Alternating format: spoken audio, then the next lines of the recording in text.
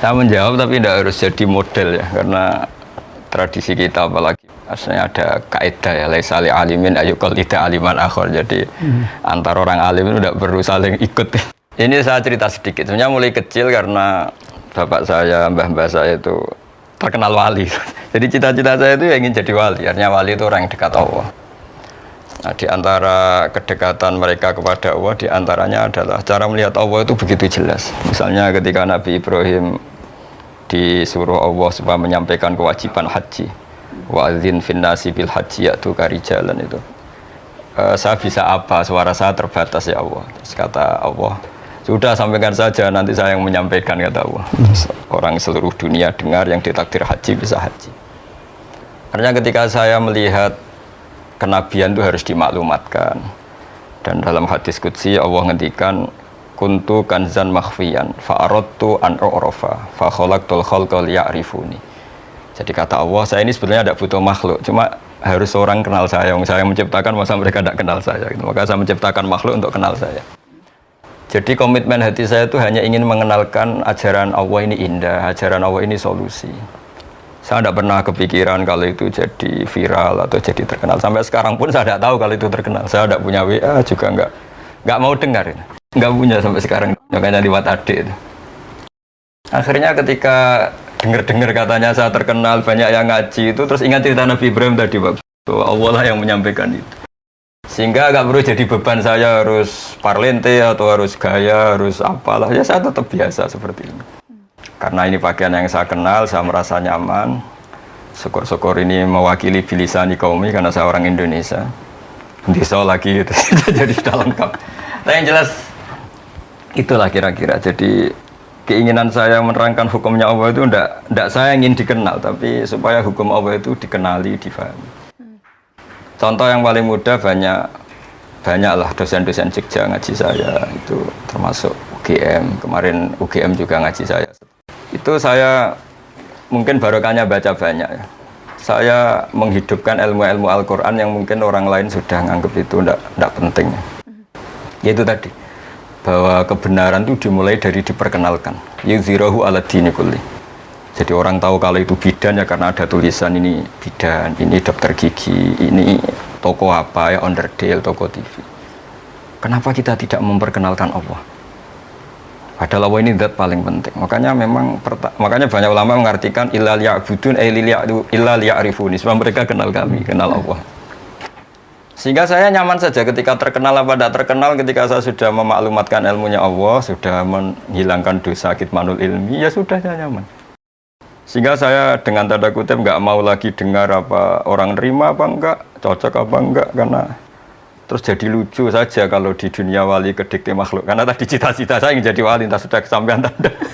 Jadi terbiasa nggak boleh didikte makhluk. Kalau Allah merintahkan nerangkan, ya nerangkan saja, nggak usah tersiksa reaksi publik kayak apa.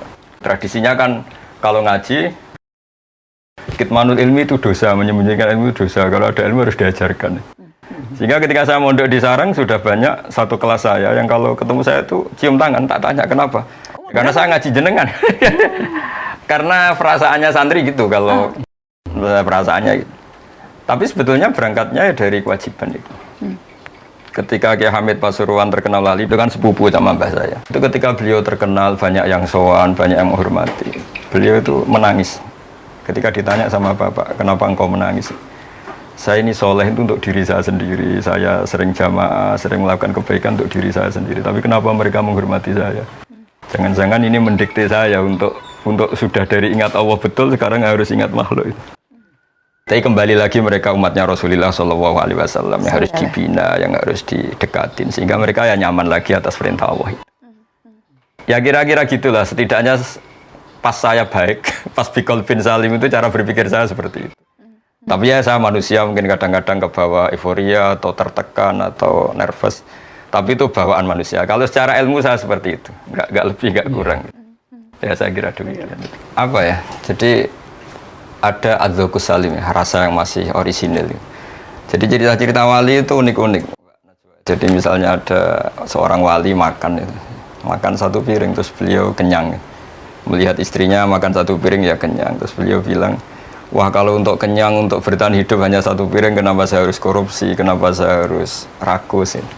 Terus ketika dia tidur, meskipun punya kamar 5 ya tidur di satu kamar. Ketika punya beras 1 pintal ya makan 1 piring. Kenapa saya harus punya berlebih kamar toh?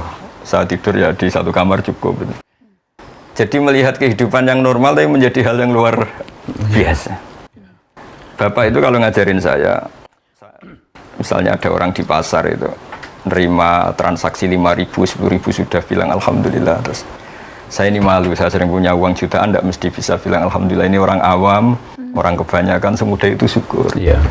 Jadi sebetulnya didikan kita ini nganggep yang pokok itu ya pokok, yang sekunder. Sehingga dari tradisi pokok ini apa saja kayak berlebih. Saya sampai sekarang sering bilang ke istri saya, ke anak-anak, andai kan saya punya uang hanya 1 juta itu sudah kaya raya. Karena bayangkan hidup hanya sehari. Karena katamu tuhutan, kamu bisa aja mati besok itu.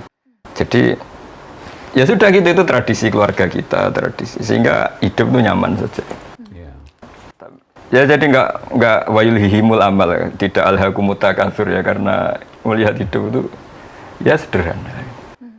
Jadi misalnya saya ketemu Pak Gores ya ini ketemu orang sepuh, orang alim, tidak muluk-muluk terus apa efek dari itu misalnya terkenal dia apa itu tidak ngefek, karena ya hukumnya Allah dengan saya ketika berhadapan orang sepuh ya harus takzim, harus hormat. Sudah ada lebih dari itu, sehingga nyaman karena nggak kebawa angen-angen itu, banyak akses, banyak koneksi ribet, bisa wayulihimul amal, bisa dilenakan oleh banyak angen-angan. Jadi masyhur itu maqalla wa kafa khairun mimma katsura wa alha. Jadi sedikit tapi cukup, lebih baik banyak tapi wa alhama. Bapak saya itu dulu ngajarin seneng itu sederhana, kalau ada orang awam tadi ceria di warung, padahal mereka banyak masalah itu. Kadang sampai saking penghormatannya bapak pada orang seneng tuh kalau manggil santri, sandang guyon atau apa, nggak jadi. Kata beliau, orang-orang miskin seneng itu mewah, nggak usah diganggu. Kalau ada kiainya kan sungkan. Sampai sekarang saya keterusan, kalau santri sedang guyon gitu, saya mau lewat nggak jadi. Takut kalau ada kiainya langsung di. Makanya guyonan paling saya kenang di pondok itu, di pondoknya Mbah Maimun itu. Gus kalau soleh jangan soleh-soleh banget. Kenapa? Nanti saya surga dengan Mbah Mun. Nggak enak sungkan. Kita nanti tetap bertemanan aja, sekelas kita aja, ngopi-ngopi bareng gitu. Jadi itu pesantren. Jadi guyon yang ringan, ilmiah tapi bikin ceria. Jadi itu kan kayak zaman sahabat ada Nuaiman, di khazanah kita ada Abu Nawas ya, atau Abu Nawas. Itu ceria. Jadi ringan tapi mendidik. Jadi di antara kenangan saya di pesantren itu kalau antri di kamar kecil itu yang paling dihormati di pondok itu kan 2 Gus sama Kiai. Tapi Gus itu anaknya Kiai. Sehingga kalau antri itu ditanya, dok, nggak usah ditunggu, saya Gus, maksudnya supaya nggak didok karena antri. Nah, terus kata yang dok, samalah Kiai.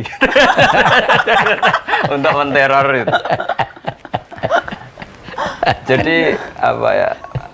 Suftoh kalau dalam bahasa habaib atau mizah itu ceria sekali.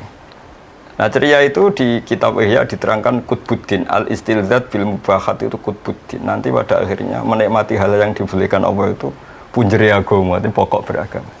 Karena kita ini sudah capek. Jadi kalau saya misal sampai sekarang saya tiap pagi masih sering jalan-jalan sama putri saya yang SD kelas 1 terus. Karena saya bilang ke istri saya, kayak apa celakanya kita kalau bahagia nunggu nyuwun sewu maksiat dulu, harus melakukan hal yang buruk.